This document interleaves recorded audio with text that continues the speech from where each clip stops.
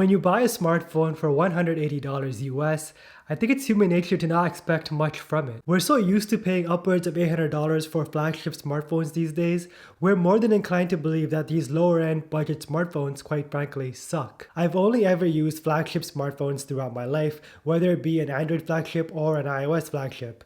Until now, that is. This is the Samsung Galaxy A10e. It goes for $179 US, and it's been my daily driver for the past 3 weeks. We are going to be covering everything about this device, from battery life to gaming performance and much more, and I'll tell you guys if it's actually worth your hard-earned money or not. Feel free to skip through this video. I know it's a rather long one, but timestamps are included down in the comments below. But quickly before we begin, my name is RJ, and on this channel we make weekly tech-related content, so if that's something you guys are into, please consider subscribing because that would go a long way in helping me out. Let's start off by talking about what everybody wants to know. How is the performance? How will this phone run as my daily driver? The Galaxy A10e runs Android 9 Pie out of the box. Now don't quote me on this, but a viewer on my channel told me that if you get any Samsung Galaxy device that runs Android 8 out of the box, you are more than likely inclined to get Android 10 in the near future. Now I'm not sure if Android 10 is coming to the Galaxy A10e or not,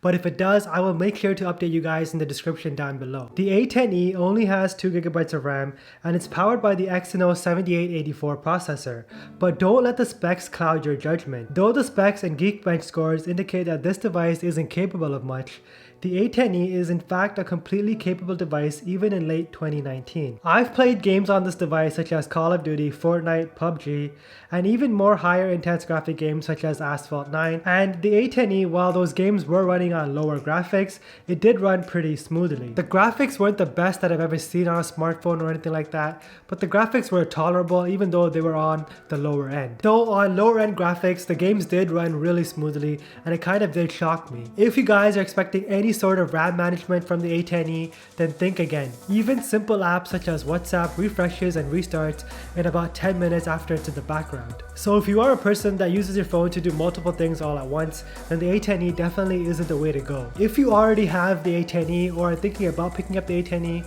then you might notice that there is some slight lag or delay when casually scrolling through the phone. I had the exact issue, and I recommend unlocking developer options and setting the transition scale, animated duration scale, and the window animation scale to all 0.5. It's a night and day difference, and using the A10e on the daily will feel a little bit more smoother than what you're normally accustomed to. Also, it may run a lot smoother with the Android 10 update, but for now it's not bad and it's good enough to get you by. You also get biometric facial recognition, or Face ID for short, on the A10e for locking the device.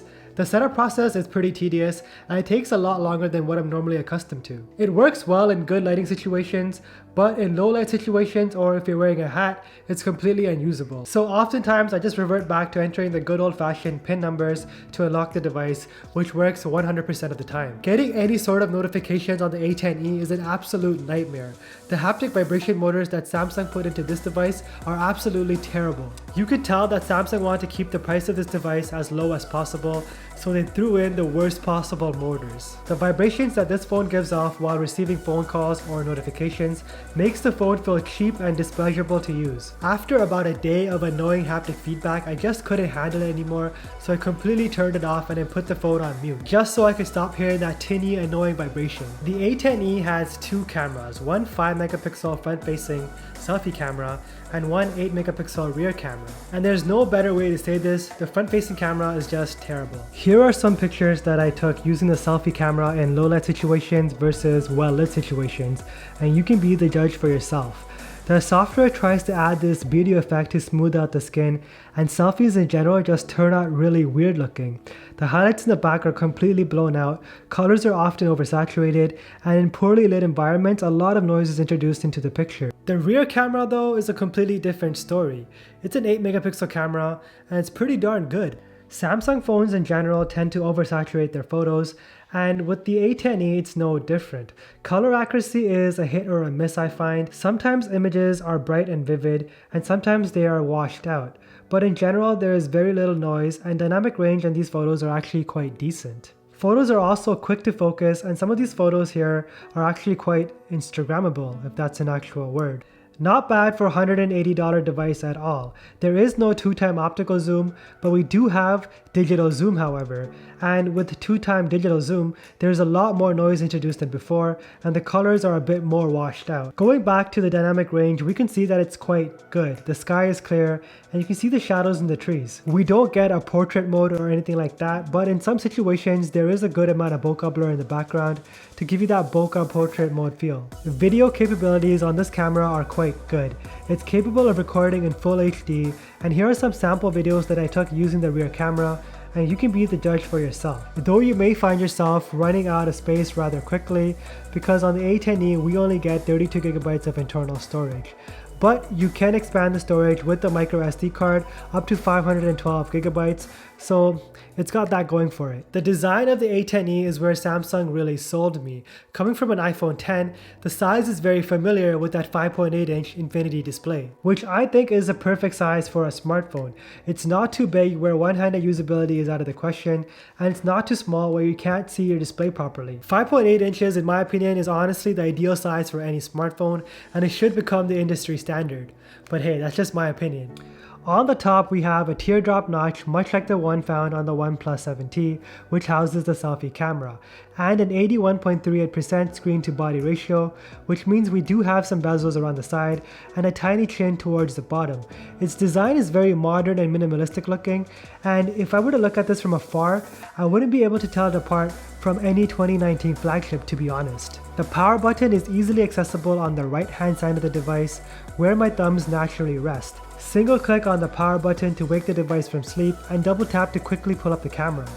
Above the power button we have the volume rocker buttons, which are easily accessible and pretty tactile. Over on the bottom we find a downward facing single firing speaker, which surprisingly gets pretty loud.